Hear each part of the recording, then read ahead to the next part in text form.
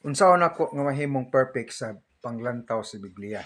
Okay, ang panglantaw sa Biblia or perspective sa perfection dili about wa kay sayop, no?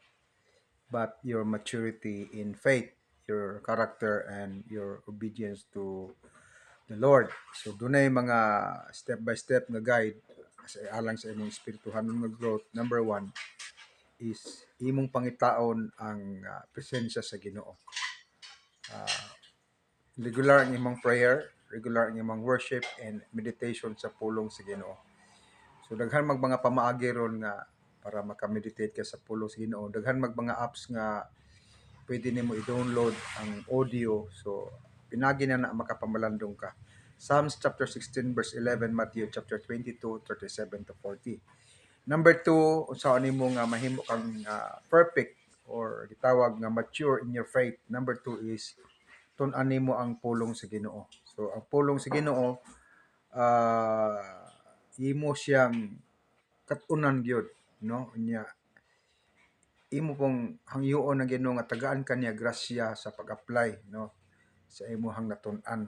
Kay ang pulong sa Ginoo mao man na siya mo rebuke sa tua kung saan nato pagkinabuhi nga sa Ginoo, no? Kay so nga tuwa ra man gud lisod kayo ta mag kinabuhi, no? Ang Biblia po nagsulti nga ato gyud pong ipamalandungan kanunay ang pulong sa Ginoo adlaw sa gabi.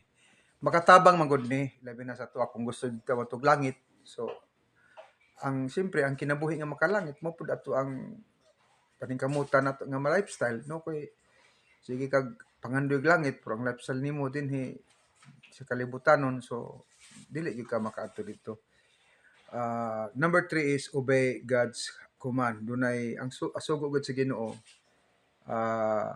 gilangkob naman gud sa duha ka bahin, no? Sa napulo ka sugo. Number 1 niya pinakadako gid nga sugo nga iyang gisulti is higugma ang Ginoo sa tibok nimong kalag, sa tibok nimong nauna, tibok nimong kasing-kasing, tibok nimong kusog. Higugma ang imong sikataw sama sa paghigugma sa imong kagalingon.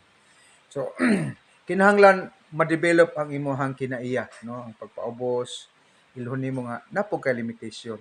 Submit lang nimo nga sa Ginoo.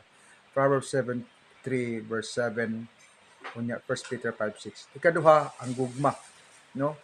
Maduministrar nimo ang gugma nga iya gis Ginoo. Kana bang dili atong gugma kay limitado man gud atong gugma.